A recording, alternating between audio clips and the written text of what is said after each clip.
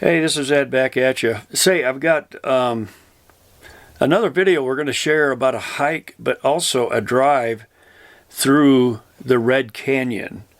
At the end of this drive through the Red Canyon, we're going to drive through two red rock tunnels that were built in 1925.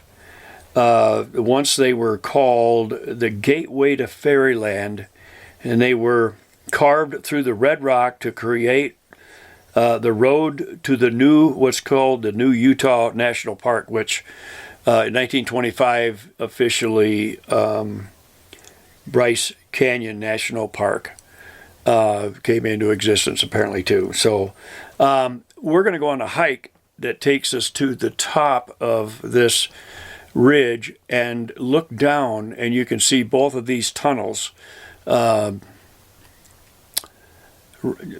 right down from that vantage point. So both of these tunnels are really pretty neat. It's kind of a,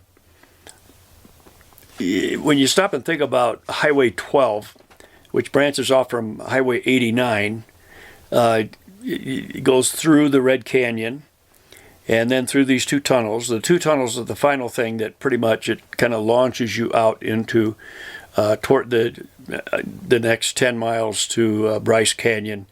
And then, but not only that, there's several national parks that are associated with the Highway 12 scenic byway.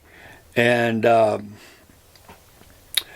so one of them is, of course, Bryce Canyon. The other one is Capitol Reef National Park, which Highway 12 will take you very close to that and to it. All the one is Escalante National Park as well. As it's just incredibly scenic route, probably one of the most beautiful drives in the United States. So anyway, here's the video and our hike along the tunnel trail. All right, God bless y'all. Okay, we're here at the tunnel trail in the Red Canyon hiking area. So it's supposed to be a moderate hike, kind of easy to moderate, going up about 250 feet, gradual climb. So where's my sidekick? There you are. So I'm gonna head up here and just do a little hiking. So we've been enjoying our time quite a bit here at Red Canyon area and the Bryce National Park. We were debating about going down to Zion, and this doesn't feel like we wanted to fight the crowds and all that. You have to, when the shuttle's running, you have to, you have no other choice. You cannot privately drive through the park. So you have to take the shuttle. One person said last year they had to, in a one-day advance, get a shuttle, a permit, rather, to ride the shuttle. And so I went on their website and did not.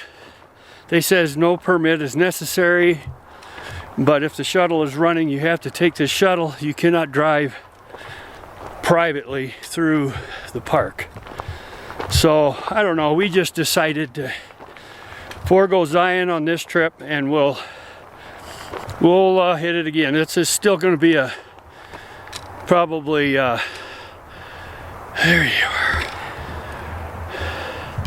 Still going to be a bucket list item, I'm sure. So hey, Utah is beautiful. We're just kind of overwhelmed with how beautiful it is, and Utah is amazing. Red Canyon is so awesome. Hate to tell people about it because the one beauty of it is it's not very crowded. Yeah. And so, like, we haven't seen anybody yet over here on this side. You're not going to be running into people here in Red Canyon, and I think that's one of the things we like about being here Bryce is awesome, but you know, it's just like you go up and stand on it, look out over an overlook, and it's so vast. It's, you know, if you want to hike down in it, you got to hike down about a mile. Well, probably not that far. I don't know how far it is. Probably 800 feet down, you know, to the bottom of the hoodoos and the who-whats and who's not. And so you get down to the bottom of there, then you got to come back up. One guy said, well, it takes 30 minutes to get down, 2 hours to get back. But, you know, I don't know. I didn't test that. I did hike about a fourth of the way down in order to get good pictures of Thor's hammer there at the sunset view point or whatever it's called. That was really, really pretty right in there too. Yeah. Anyway, we're going to head up the trail. And well, we've thoroughly enjoyed our stay here. We've been dispersed camping. Just The out. only hard part is night times.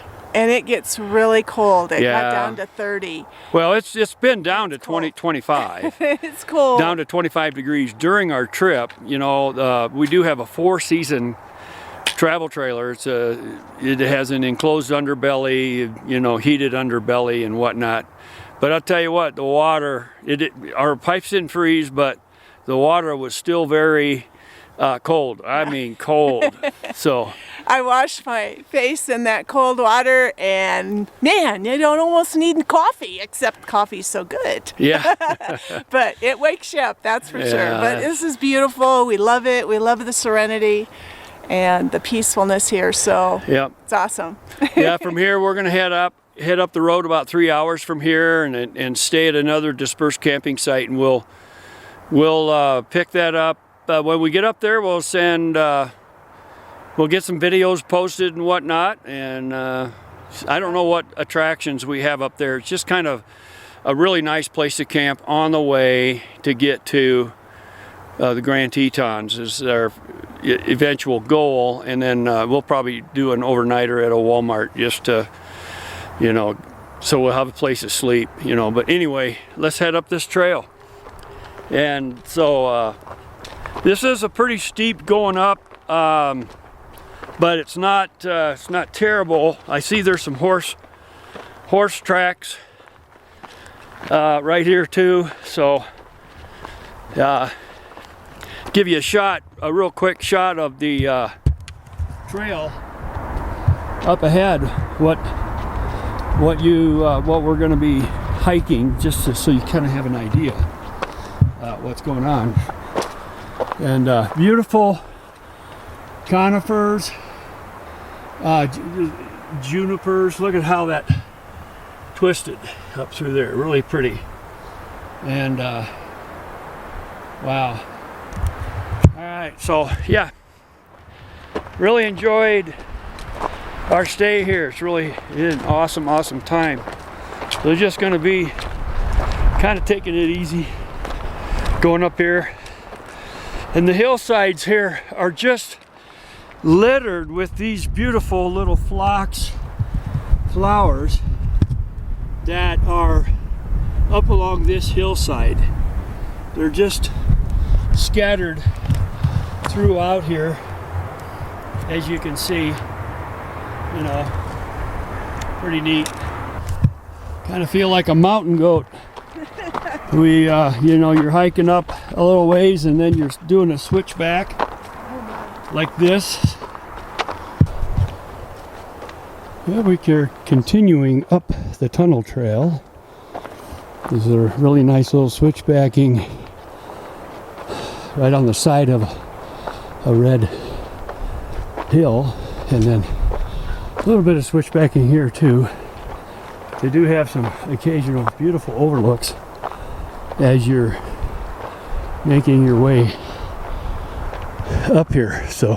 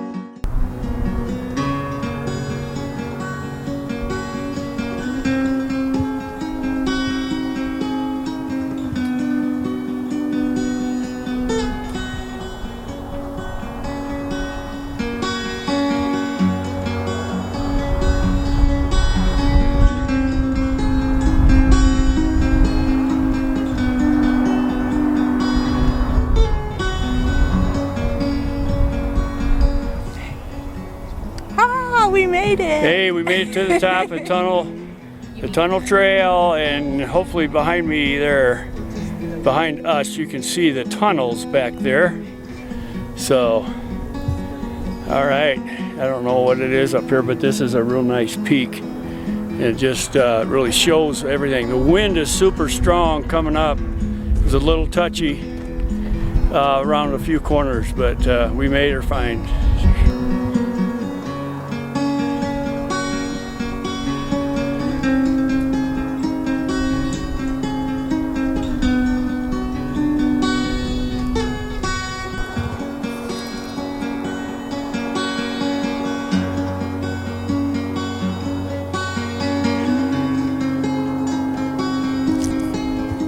Here's what you got to watch out for coming up places like this when you're doing your switchbacking, because the switchback goes right out and you're only about 4 feet away from the cliff edge.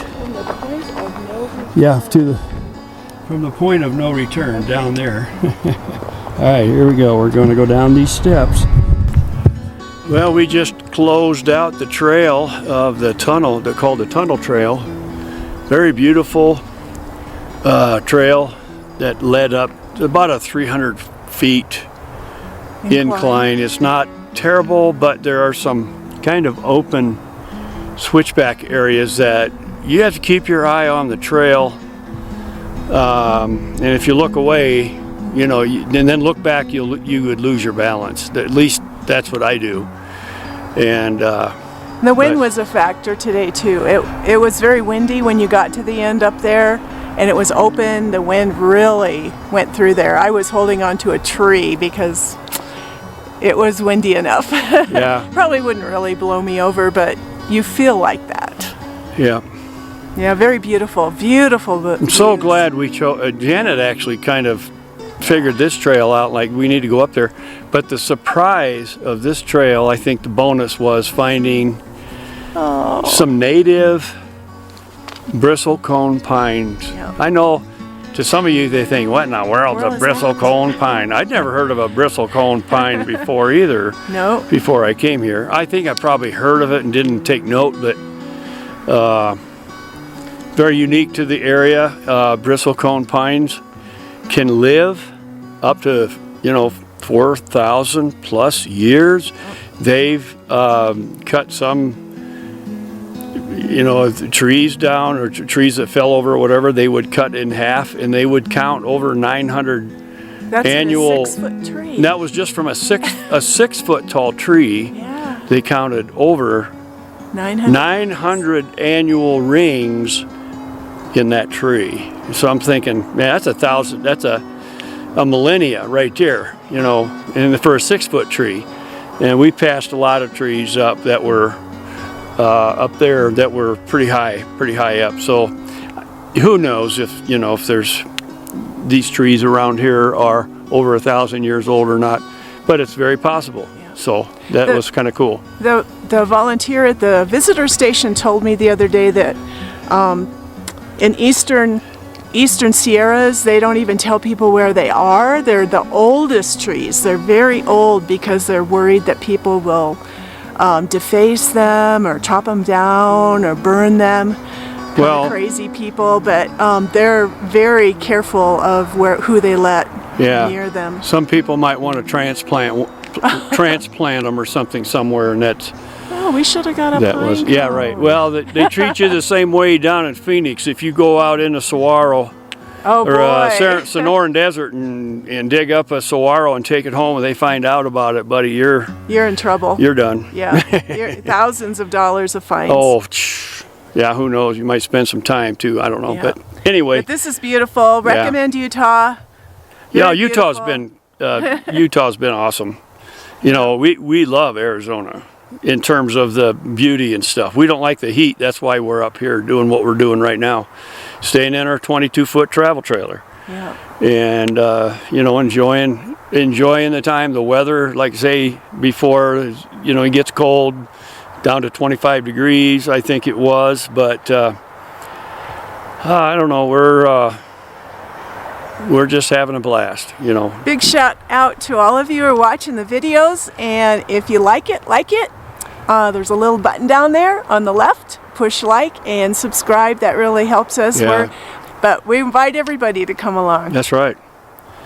Well, hey, God bless, and we're off to another adventure soon. So stay tuned, and like I say, like and subscribe and hit the little bell so you can get the notification as well. All right. God bless. To God be the glory. Amen. Bye-bye.